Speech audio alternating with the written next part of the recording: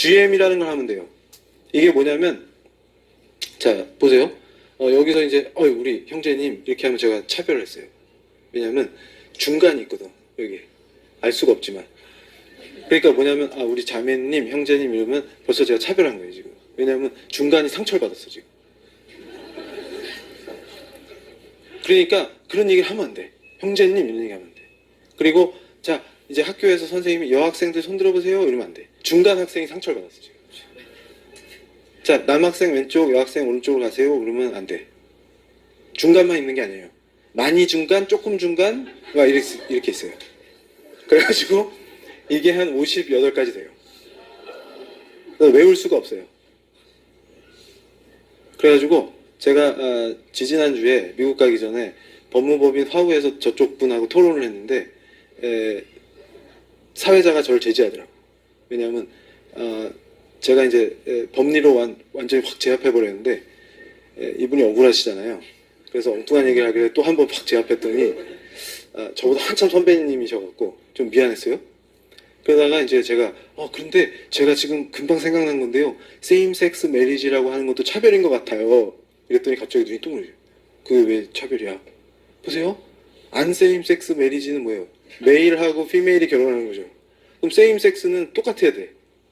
그러니까 영국에서 지금 무슨 미친 이론들이 나왔냐면요. 젠더뿐만이 아니라 섹스도 메일 앤드 피메일만 있는 게 아니고 생물학적으로도 분기될 때 뭐 다양성이 있기 때문에 그 두 개만 있다고 할 수 없대요. 그럼 뭐가 있는데 도대체. 그것 좀 뭐가 또 있어. 그러면 그래 이따 치고. 근데 어쨌든 세임 섹스 메리지는 차별인 것 같다. 그랬더니 왜? 그러니까 야 58가지를 경우의 수로 짝지어봐. 세임이 힘들어. 그러면 얘들이 다 평등하려면 그게 말이 안 되지 지금. 오히려 세임만 되잖아 지금 니들 주장대로 하면. 전통적인 결혼은 메일 앤드 피메일만 되고 세임 섹스 추가하면은 58개를 조합해가 경우의 수로 만들면 세임 섹스가 불가능할 것 같다 지금. 얘들이 소수야 지금. 이거 차별하지 마 제가 그랬어요. 근데 사회자가 교수님 그만하시죠. 그러니까 이 얘기 무슨 얘기냐면 58개로 구분하자는 얘기는 구분을 의미 없게 만드는 겁니다. 해체예요. 그러니까 젠더 메인스트리밍이라는 건 뭘 의미하냐면 젠더의 해체입니다. 결국. 그러니까 주디스 버틀러 이론의 핵심이 뭐냐면 문화적, 사회적 성인 젠더가 오히려 생물학적 섹스를 규정한다 이런 건데 이건 또 가뜩이나 지금 졸리신데 이 원리를 설명하면 대책이 없기 때문에 일단 넘어가는데 핵심이 뭐냐면 그러니까 제가 예전에 몇 년 전에 이거 GM이 한국에 상륙하면 큰일 납니다 이랬더니 집사님들이 교수님 이거 울산대 있으니까 현대를 옹호하네 이러면서 GM이 차 좋은데 GM 상륙해도 돼요. 아니 그 GM이 아니고 지금 그 GM이 이거는 젠더 메인스트림이네요. 그래가지고 이게 상륙하면 싹 쓸어버리는데 뭐냐면 이게 교회를 다 죽인 비밀병기다. 그러니까 이게 법으로 세팅되는 순간 끝난다. 왜 그러냐면 GM의 전략은 이런 겁니다. 지금 유엔에서 GM을 내세워서 뭘 하냐면 개발도상국한테 원조 주는 걸 ODA를 연계해요. 그러니까 GM을 받아들이면 돈을 주고 안 받아들이면 안 줍니다. 그러니까 이미 선진국 6.8혁명 이후에 싹 끝났죠. 쓰나미로.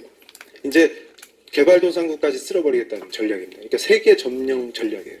근데 한국은 지금 대통령께서 제발 과학기술이나 좀 발전시키는데 좀 정신을 쓰셨으면 좋겠는데 오직 그런 데만 정신이 팔립니다. 그래가지고 성평등위원회 만들었잖아요.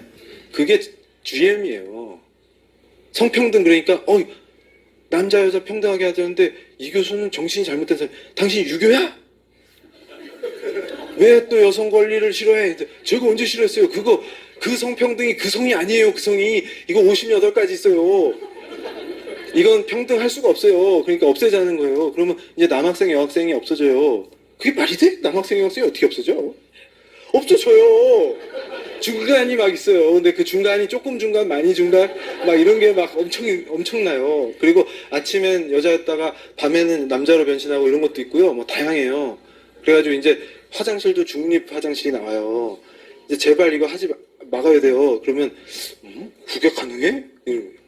그러다 어떻게 합니까? 근데 이게 무서운 게 법 체계에서 헌법 레벨에서 조례 레벨까지, 그 다음에 이걸 모든 중앙정부에서 지방정부까지 모든 공권력의 행사를 젠더 관점에서 하라는 거예요. 이게 주임입니다. 이게 상륙하면 끝장납니다.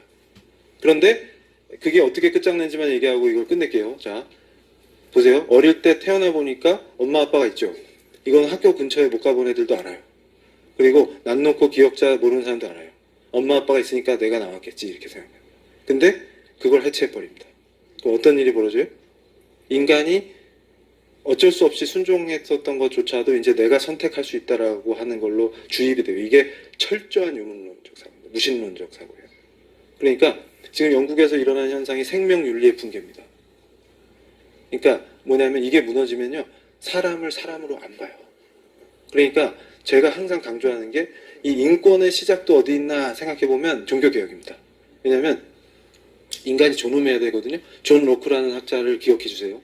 인간이 존엄한 이유가 뭐냐면 자연권과 자연법이 있기 때문이에요. 그러니까 하나님께서 우리를 존엄하게 그분의 형상에 따라 창조해 주셨기 때문에 존엄한 거예요. 그래서 제가 가끔 수업 시간에 학생들한테, 제가 법철학자잖아요. 법철학 시간에 야, 네가 왜 존엄한지 나한테 설명해봐. 그럼 애들이 존엄한데요.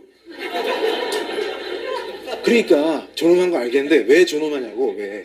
Why? 왜 존엄해? 그러면 그 묻는 게 이상한 거 아닙니까? 저는 원래 존엄했는데요. 이렇게 되는 거예요. 그러면은 답이 안 나와요. 그러니까 실제로 독일의 유명한 헌법학자 슈타르크 교수가 인권은 기독교의 빛이 있다 이렇게 얘기해요. 그럴 수밖에 없어요. 존귀한 자로 우리가 대접받을 길이 없어요. 근데 인간 중심으로 구성하면 기껏 구성해봐야 칸트 이성주의예요. 근거가 철학적으로. 그러면 이성이 있으니까 자율적인 존재니까 우리가 존엄해 이렇게 가면요, 우리 과학자들 많으시죠. 우리 교회 AI 끝내주잖아요. AI랑 바둑둬서 이길 수 있어요? 그래서 넌 수학 30점 맞았잖아. 그때 AI는 100점 맞잖아요. 그럼 AI가 존귀하네. 존엄하네. 빵점 맞았어 너. 존엄해요? 빵점 맞아도 존엄해요. 왜냐면 우리는 하나님의 피조물이니까. 아, 이게 인권의 출발이었는데 이걸 해체해버리니까 무슨 일이 벌어져요? 그 성대에 은퇴하신 강국정 교수님이 예전에 제가 어디서 강의할 때 뒤에 앉아 계시다가 막 우셨대요. 제 강의 듣다가. 그래서 저한테 장문의 편지를 보내셨는데 보니까 이제 사람이 곤충도 안 하는 짓을 하려 합니다. 교수님 이러면서 보내셨어요. 그게 인권이에요? 그러니까 뭐냐면 얘네들이 인권의 탈을 씌워가지고 인간을 존귀하게 만들어주신 인간을 개돼지만도 못한 수준으로 끌어내리는 걸 인권으로 포장해 있는 겁니다. 그러니까 이게 뭐냐면 이걸 따라가면 다 죽는 겁니다. 그러니까 인류 파괴의 원리예요. 이게. 그러니까 68의 정신이 실현된다는 건 인류를 다 파멸의 길로 가자는 얘기입니다. 그러니까 여기서 우리가 정신을 바짝 차리고, 제가 처음 이 강의를 시작하면서 말씀드렸던 하와이 땅에서의 폐로 들어오는 그 공기 속에 우리의 기도가 남아있었다. 기도의 숨결이. 그걸 회복해야 됩니다. 그래서 우리한테 그 엄청나게 아름다운 종교개혁의 전통을 순교의 피로 전해준 그 선교사들의 피의 순교의 빛을 우리가 진 거예요. 사랑의 빛을. 그럼 그걸 갖는 길은 우리가 이걸 지켜내고 더 뜨겁게 만들어가지고 그 열기로 이미 죽은 영국을 살려버리고 유럽을 살리면 그게 빛을 갖는 거다. 근데 제가 분명히 확신하는 건 뭐냐면 종교개혁 500년 만에 하나님께서 우리에게 주신 사명이 바로 그거라는 거예요. 그러니까 제가 분명히 인식하는 게 뭐냐면 이 구속사가 여기서 끝날 리가 없다. 왜냐하면 한국이 무너지면 구속사가 끝나는 상황이거든요 지금. 근데 이걸 여기서 끝내실 리가 없다. 이게 제 생각입니다. 그러면 어딘가에서는 반드시 다시 회복시키시고 그 뜨거운 열기로 미국도 미쳐서 반쯤 넘어가 있고 유럽은 이미 쓰러졌는데 저들을 살리고 우리 옆에 있는 일본까지 다 살리는 이 놀라운 역사가, 마오쩌둥의 혁명이 성공했을 때 인류의 4분의 1을 해방시켰다고 선포한 게 뭡니까? 그 4분의 1이 복음에서 멀어진 거예요. 누가 승리한 겁니까 지금? 근데 그런 승리가 계속될 리가 없잖아요. 그럼 우리가 여기서 뜨겁게 다시 태워서 우리를 불살라서 우리가 순교의 신앙으로 무장을 하고 우리 심장을 예수님께 드리는 칼빈이 제네바로 돌아올 때 했던 말이 뭡니까?